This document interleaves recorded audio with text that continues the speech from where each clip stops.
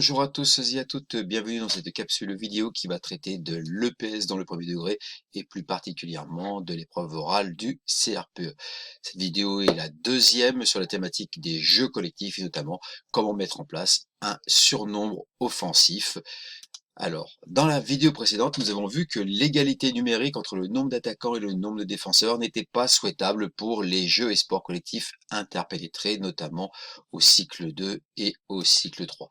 Nous avons vu également que le ratio optimal était d'avoir 2 attaquants de plus que le nombre de défenseurs. 5 attaquants contre 3 défenseurs, par exemple. Et on s'est posé la question, c'est bien d'avoir vu et d'avoir compris ce fonctionnement, mais on fait comment si d'un seul coup c'est réversible? Et donc je vais vous donner quelques astuces pédagogiques. 3 pistes et 3 manières de créer un surnom. Le premier, c'est utiliser des joueurs jokers.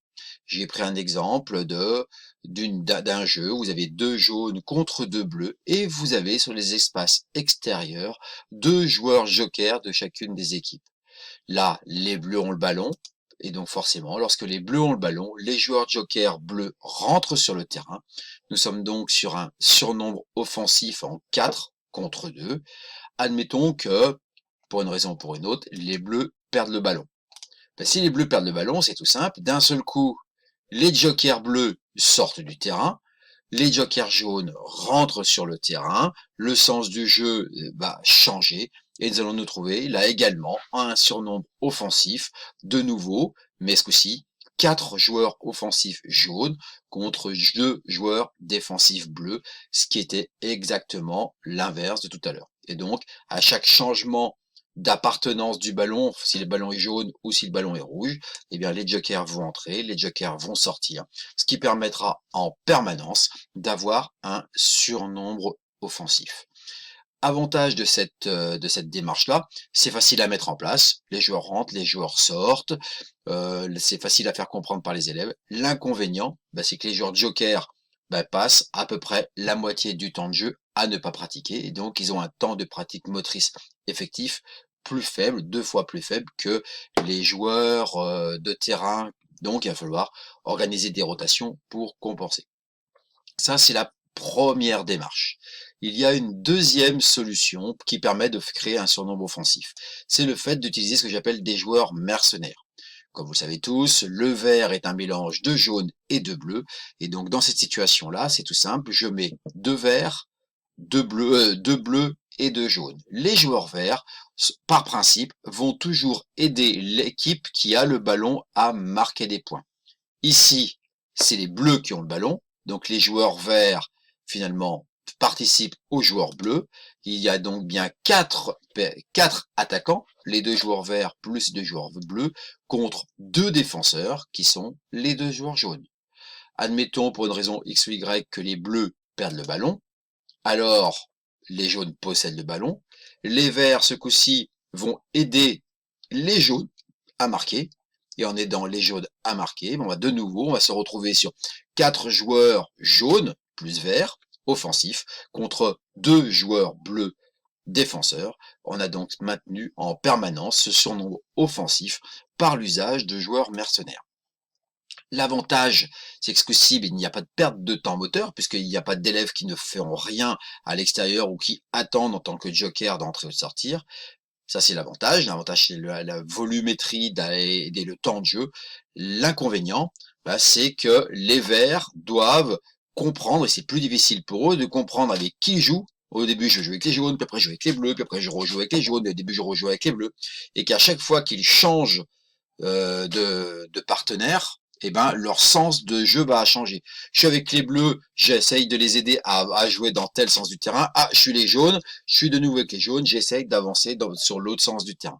C'est donc plus compliqué pour les verts de comprendre avec qui ils jouent, et notamment au niveau intellectuel de se représenter et de repérer le sens du terrain. Donc là, facilité sur le plan pratique motrice, inconvénient pour les verts, c'est plus compliqué sur le traitement informationnel et sur le traitement cognitif. Ça, c'est la deuxième solution pédagogique qu'on peut mettre en place. La troisième solution, c'est d'utiliser des joueurs attaquants fixes. Ils sont fixes, ces joueurs-là. C'est tout simple. Là, vous voyez, les bleus ils ont deux joueurs attaquants que j'ai mis en pourtour rouge, qui eux sont dans la partie offensive, donc dans le tiers du terrain attaquant, et ils n'ont pas le droit de sortir de cette zone-là. Les jaunes, eux, ont deux joueurs en bas du terrain, qui sont des joueurs attaquants, qui eux doivent rester dans cette zone-là. Donc on peut donc voir que là, dans la disposition que l'on a, les bleus ont le ballon, donc ils doivent monter. Vous voyez bien que s'ils doivent monter, ils sont d'un seul coup 4 bleus contre 2 jaunes. Il y a donc bien un surnombre, puisque les joueurs jaunes qui sont en attaque, eux, n'ont pas le droit de venir en défense, donc quelque part, sont bloqués. Pour une raison ou pour une autre, les bleus perdent le ballon, les jaunes récupèrent donc le ballon, et nous voyons bien dans cette disposition-là que les jaunes sont en surnombre, 4 pour attaquer, et que uniquement 2 bleus peuvent défendre, puisque les 2 bleus attaquants n'ont pas le droit de sortir de leur zone de couleur. Voyons bien que là, qu'avec ce dispositif-là, en maintenant des élèves attaquants dans une zone d'attaque, donc il va falloir matérialiser une zone d'attaque, ça va être à vous de définir la taille de cette zone d'attaque. On a systématiquement deux élèves en surnombre en attaque par rapport au nombre de défenseurs. Et donc il peut y avoir une réversibilité des rôles. Les jaunes peuvent perdre le ballon, les bleus peuvent perdre le ballon et ainsi de suite. Mais systématiquement, il y aura toujours un avantage à l'attaque. L'avantage de fonctionner avec des joueurs attaquants fixes, c'est que c'est facile à comprendre. J'ai une zone, j'ai le droit de rentrer ou j'ai pas le droit de rentrer dans la zone.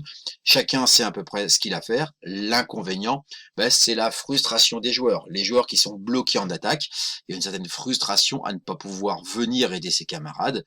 Et donc là, ça peut poser problème. Deuxième inconvénient que je n'ai pas noté, c'est que potentiellement les joueurs en attaque vont essayer de jeter le ballon directement à leur attaquant.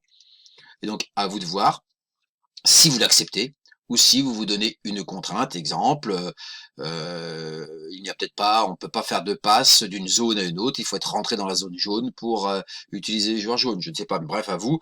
Mais vous pouvez accepter ou pas ces grandes passes qui peuvent être mises vers l'avant. À vous de voir par rapport à vos élèves. Donc, vous voyez bien que nous avons pu voir 3 dispositifs permettant de créer un surnombre dans le cas d'un jeu avec réversibilité. Cela permet de mettre en application ce que j'ai pu voir avec vous dans la vidéo précédente. La troisième et dernière vidéo qu'il y aura sur cette suite, ce coup-ci, on va utiliser l'espace, la taille de l'espace, pour essayer de réguler ce rapport de force entre attaquant et défenseur. J'ai expliqué qu'on pouvait réguler ce rapport de pression, ce rapport de chance de gagner entre les attaquants et les défenseurs en jouant sur le nombre de joueurs attaquants et le nombre de joueurs défenseurs. Mais il y a une autre variable qu'il faudra prendre en compte, qui peut se surajouter à celle qu'on vient de faire, c'est notamment l'espace de jeu, et je vais vous préciser ça dans la prochaine vidéo. Je vous remercie de m'avoir écouté, en espérant que vous suivrez la prochaine et que vous adhérez à ma chaîne. Je vous remercie, au revoir et bon courage pour le CRPE ou pour l'enseignement de PS.